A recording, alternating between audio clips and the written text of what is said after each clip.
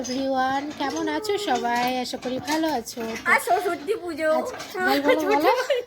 বলো, আজকে সরস্বতী পুজো, তাই জন্য আমরা স্কুলে যাচ্ছি।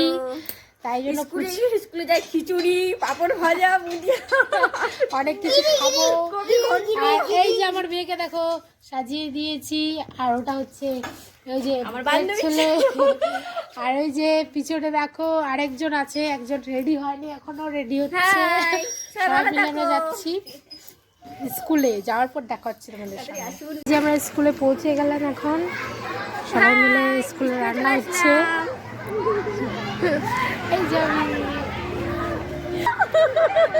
এই যে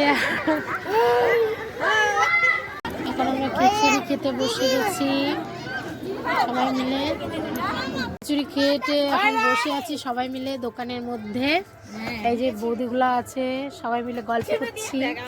আর আবার আরেক জায়গায় যাব, আরেকটা ঠাকুর আছে আমাদের এখানে, high school, junior high school আছে, ওখানে যাব। ওখানে যাওয়ার পর আবার তোমাদের সঙ্গে কথা বলছি।